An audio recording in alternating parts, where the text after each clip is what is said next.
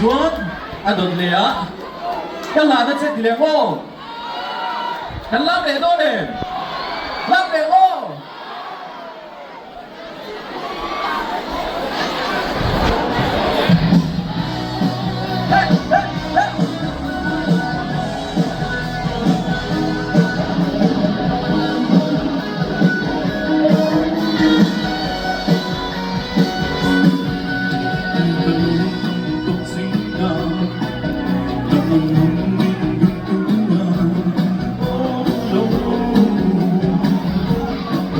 cần thuyền nói mình đến tu về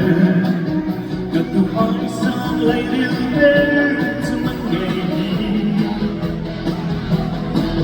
cần mong lấy nào cần làm gì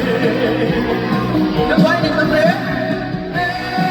cần nói luôn if we are two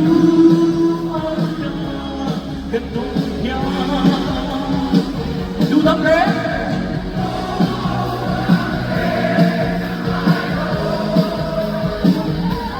lần về nó cần gì lại đi theo lên lại sẽ du nào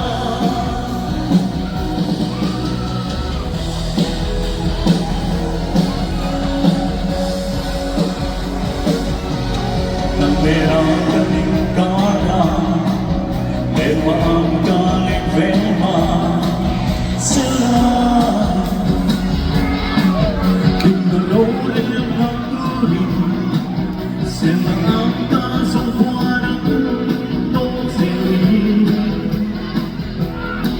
đầm lối phía nào thế nào đây là bạn đấy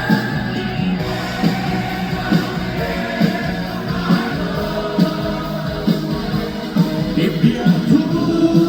anh được cùng nhau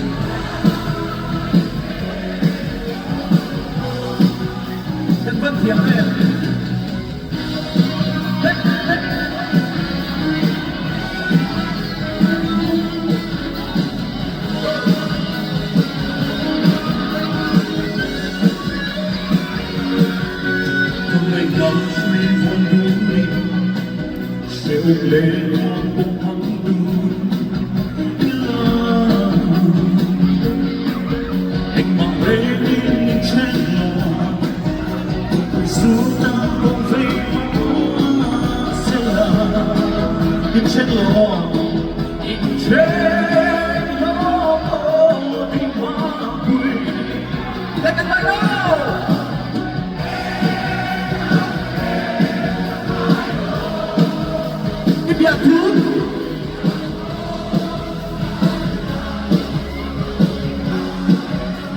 ดูน้ำเพชรดูน้ำเพชรน้อยลงน้ำเพชรน้อยกันดีไม่ยอม